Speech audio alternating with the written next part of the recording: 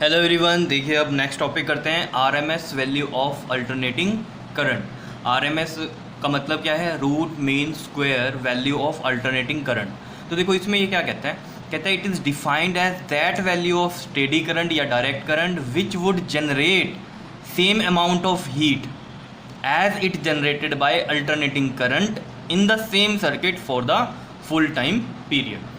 ये देखो बिल्कुल सेम डेफिनेशन वही बन रही है जो average value of alternating current में हमने बनाई थी।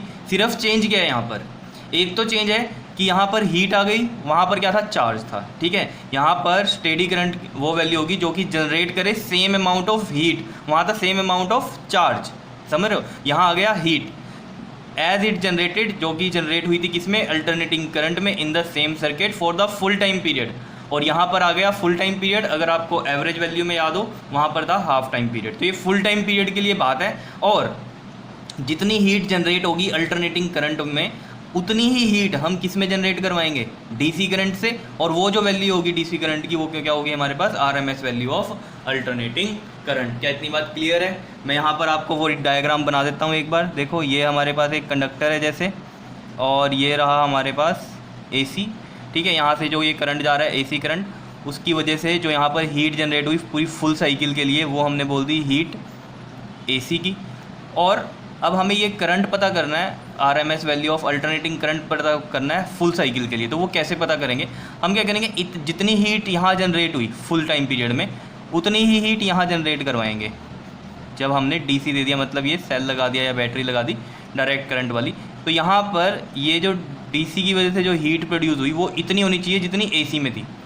ठीक है, तो वो हम कैसे करेंगे? यहाँ पर करंट हम क्या करते रहेंगे? बढ़ाते रहेंगे। जब हीट हमें उतनी मिल जाएगी जितनी एसी में थी, तो वो वाला जो करंट होगा वो हम क्या बोल देंगे कि वही आरएमएस वैल्यू होगी अल्टरनेटिंग करंट में। समझ रहे हो? सेम ही चीज़ है जैसे एवरेज वैल्यू में थी, बस यहाँ पर क्या है, हीट जनरेट हो रही है, वहाँ पर चार्ज जनरेट हो रहा था, उसको लेकर हम चल रहे थे। और यहाँ पर क्या है, हमारे पास फुल टाइम पीरियड के लिए बात हो रही है, वहाँ पर हाफ टाइम पीरियड के लिए बात हो रही थी। क्या इतनी बात क्लियर है या नहीं है? बता दो। समझ में आई है ये कहानी?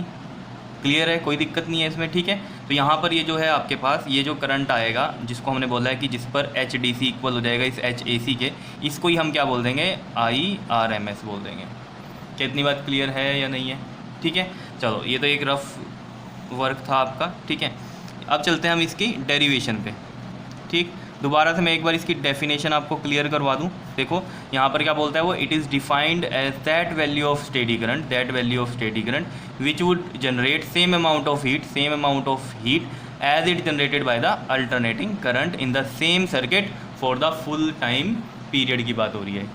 क्लियर? अब डेरिवेशन की बात कर लेते हैं। देखो यहाँ पर हीट की बात हो रही है। ठीक है, तो हीट का फॉर्मूला आपको पता है, यूनिट सेकंड में भी मैंने बताया था आपको, आई स्क्वायर आर टी ये होता है। ठीक है, और अगर हम कह रहे हैं कि स्मॉल टाइम की बात कर रहे हैं और स्मॉल हीट है तो डी एच इजकल टू में यहाँ आ जाएगा आपके पास आई स्क्वायर आर डी टी। क्या इतनी बात क्लियर है? इसी को लेकर हम यहाँ से चलेंगे। ठीक है, तो यहाँ पर हम मान लेते हैं let D H be the small amount of heat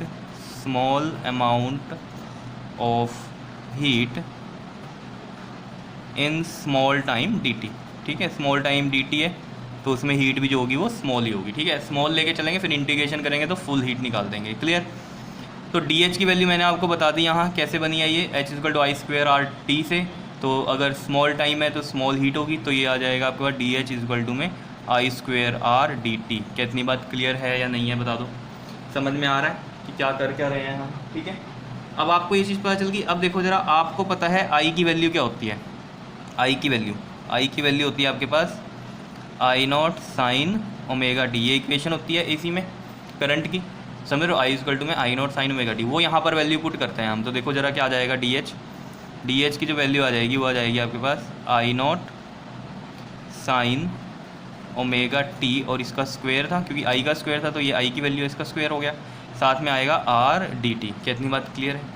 अब इनको देखो ज़रा, हम अलग अलग करेंगे। जब आई नॉट स्क्वायर और साइन ओमेगा टी का स्क्वायर क्या हो जाएगा?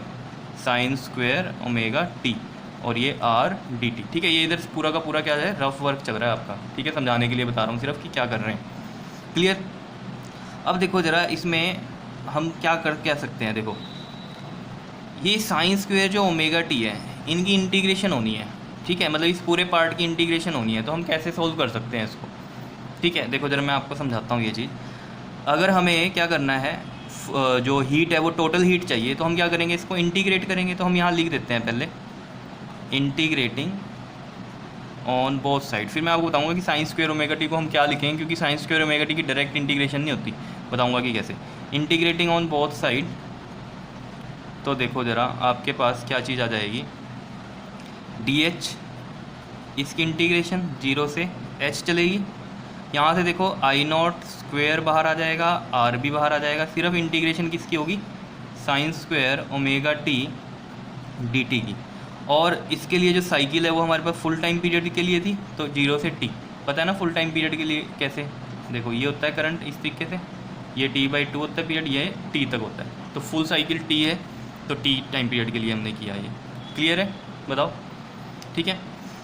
अब देखो जरा, अब जो मैं आपको बात बता रहा था कि ये साइन स्क्वायर ओमेगा टी की इंटीग्रेशन कैसे होती है, इसके लिए देखो जरा, आपको एक फॉर्मूला पता है ट्रिग्नोमेट्री में, 2 साइन स्क्वायर थीटा। इसका फॉर्मूला होता है 1 माइनस कोस 2 थीटा। समझ रहे हो बात को। और यहाँ से हम साइन स्क्वायर थीटा की अगर वैल्यू देखें, ये बन जाती थी 1 माइनस कोस 2 थीटा बाई 2। ये बनता था फॉर्मूला, समझ रहे हो। अब देखो इसमें यहाँ पर हमारे पास साइन स्क्वायर थीटा की जगह क्या है, साइन स्क्वायर ओमेगा टी है, तो थीटा को रिप्लेस करेंगे साइन स्क्वायर ओमेगा टी से, ठीक है। थीटा को ओमेगा टी लिख दिया, तो यहाँ भी थीटा क्या आ जाएगा, 1 माइनस कोस 2 ओमेगा टी, और डिवाइड में क्या है 2। तो मैं यानी कि साइन स्क्वायर ओमेगा टी को ये रख सकता हूँ 1 माइनस कोस 2 ओमेगा 2/2, ठीक है। अब देखो ये चीज़ सॉल्व हो जाएगी आपके पास, देखना कैसे। देखो आई नॉट स्क्वेयर आर, और ये 0 से t चल रहा है, और साइन स्क्वायर ओमेगा टी की वैल्यू रख दी हमने 1 minus cos 2 omega T by 2, ठीक है। साइन स्क्वायर ओमेगा टी की वैल्यू ये आ गई, पता चल गया होगा आपको कैसे किया है हमने ये, और साथ में डी टी। क्लियर। अब देखना ज़रा, आई नॉट स्क्वेयर बाय आर, और ये 2 बाहर ले जाऊँ, क्या बचा इधर, 0 से t 1 minus cos 2 omega t d t. Clear. अब देखो ज़रा, अब क्या करेंगे हम इसमें, I naught square by r by 2, देखो 1 into d t, 1 d t, तो इसकी इंटीग्रेशन होगी देखो 0 से t। मैंने क्या किया है, अलग अलग इंटीग्रेशन कर रहा हूँ, ये पूरे पार्ट की है ना, तो 1 की अलग और ये माइनस कोस 2 ओमेगा टी जो है इसकी अलग से, ठीक है। तो 1 और साथ में डी टी, यानी कि डी टी की इंटीग्रेशन है ये, माइनस में फिर है 0 से t, क्योंकि देखो डी टी और ये जो है ब्रैकेट में है 1 माइनस कोस 2 ओमेगा टी, तो डी टी इससे भी मल्टीप्लाई होगा, इससे भी होगा, तो ये आ जाएगा आपके पास कोस 2 ओमेगा टी डी टी, ठीक है। अब देखो इंटीग्रेशन, अब देखो कैसे होगी, समझ रहे होंगे कैसे कर रहे हैं, मेन यही कहानी है इसमें इंटीग्रेशन वाली, ठीक है। बाकी पूरी डेरिवेशन बहुत ईजी है। देखो जी, डी टी की इंटीग्रेशन 1 डी टी या डी टी एक ही बात है, ठीक है। डी टी की इंटीग्रेशन होती है आपके पास टी, तो ये टी आ जाएगा, और इसकी जो लिमिट होगी आपके पास, ठीक है, और ये पूरा का पूरा ऐसे ब्रैकेट में, ठीक है, क्योंकि ये सबके बाहर था, ठीक, इस तरीके से, ठीक।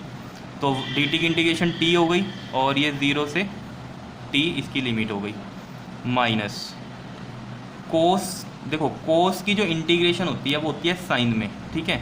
तो देखो यहाँ पर क्या आ जाएगा आपके पास, साइन, और साथ में है 2 ओमेगा टी, और 2 ओमेगा टी का 2 ओमेगा टी के साथ वाली जो वैल्यू है वो नीचे आती है, 2 ओमेगा कहाँ आ जाएगा, नीचे आ जाएगा।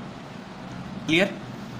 और ये ब्रैकेट क्लोज, और ये आपके पास ये भी 0 से टी, और ये फिर एक जो बाहर ब्रैकेट थी वो भी हमने लगा दी यहाँ पर। कितनी बात क्लियर है, समझ में आ रहा है कैसे कर क्या रहे हैं हम इसमें, ठीक है।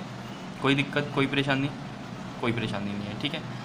अब देखो ज़रा, यहाँ से आप अगर देखें, इसमें हम I naught square by r by 2, तो ये रहा बाहर, ठीक है। और यहाँ देखो ये upper limit minus lower limit, T की जगह कैपिटल टी आ गया, माइनस में टी की जगह 0 आ गया, ठीक। फिर आ गया माइनस, और ये 1/2 ओमेगा हमने ले लिया बाहर। यहाँ क्या बचा देखो, साइन 2 ओमेगा, और इस टी की जगह क्या आ जाएगा, upper limit minus lower limit, तो इस टी की जगह क्या आएगा 0, तो ये वाली वैल्यू 0 हो जाएगी, तो साइन 0 बन जाएगा यहाँ, तो ये आ गया साइन 0। समझ रहे होंगे क्या कर क्या रहे हैं हम, क्लियर है। अब ये पूरी इक्वेशन मैं आगे लिखता हूँ दूसरे पेज पे, उससे पहले देखो ज़रा, ये था आपके पास डी एच की इंटीग्रेशन क्या हो जाती है h, और इसकी जो लिमिट चल रही है वो चल रही है 0 और h, तो h की जगह एच ही आ जाएगा अपर लिमिट, माइनस में फिर एच की जगह 0 आ जाएगा लोअर लिमिट, तो एच माइनस 0 क्या आ गया आपके पास, ये एच, ये भी एच और यहाँ भी एच ही आएगा। टोटल हीट पता चल रही है ना हमें यहाँ से, ठीक। अब ये इक्वेशन मैं एज इट इज़ दूसरे पेज पे लिखता हूँ, तो आपको ध्यान में रखना, ठीक है। ये देखो यहाँ हम ये दूसरे पेज पे आ जाते हैं इधर, ठीक है। तो जो इक्वेशन बनी है हमारे पास वो बनी है एच इज़ इक्वल टू में I naught square by R divide by 2, और ये था आपके पास T minus 0 minus 1/2 omega sine 2 omega T minus में साइन 0, ठीक है। ये इक्वेशन बनी थी। अब देखते हैं इसको आगे सोल्व करते हैं।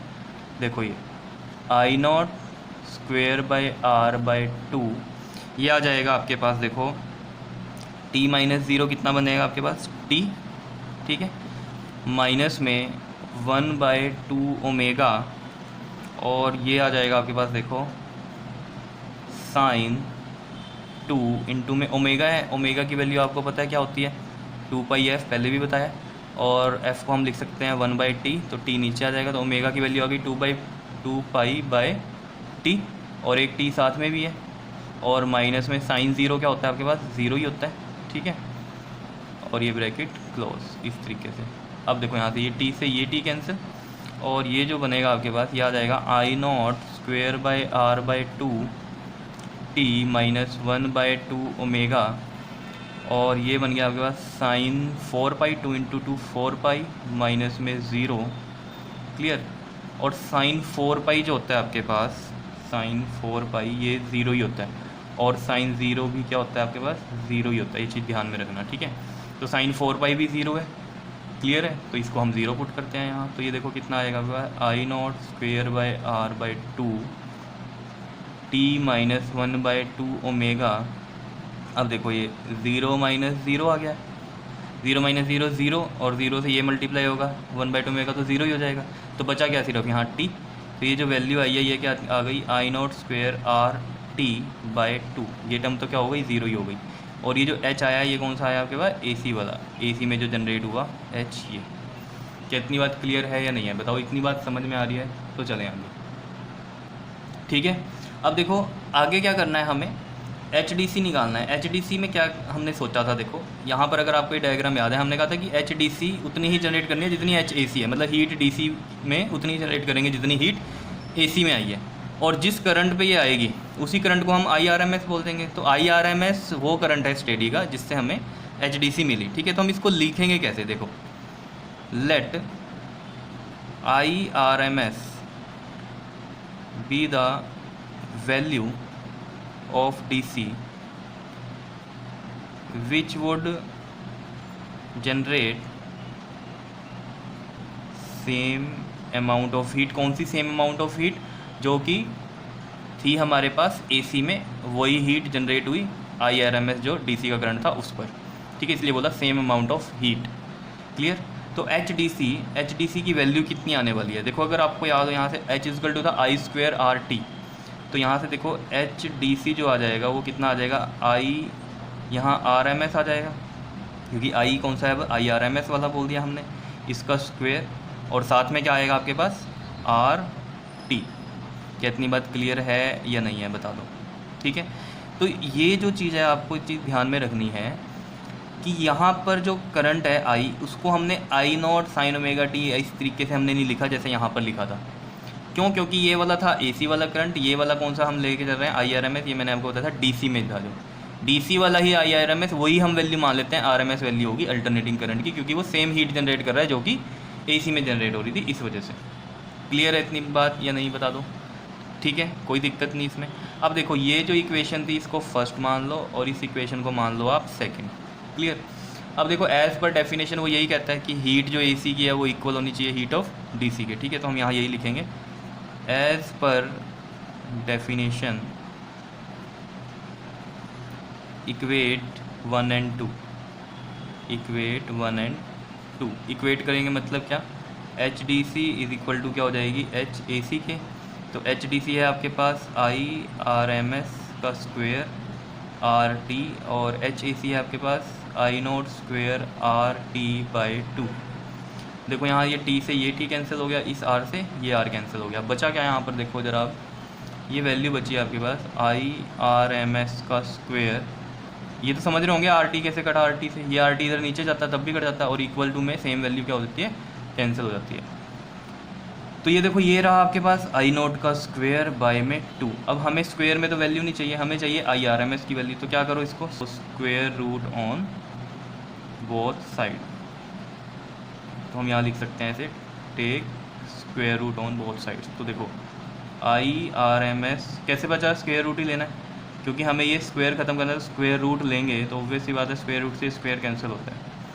और इधर हो गया I0 का स्क्वायर बाय 2, और इसका रूट अलग लिख देता हूँ और इसका रूट अलग लिख देता हूँ। देखो ये स्क्वायर से ये रूट कैंसिल, ये स्क्वायर से ये रूट कैंसिल, ठीक है। तो बचा क्या, देखो आपके पास IRMS, और इधर I0 बचा ऊपर, और नीचे बच गया √2।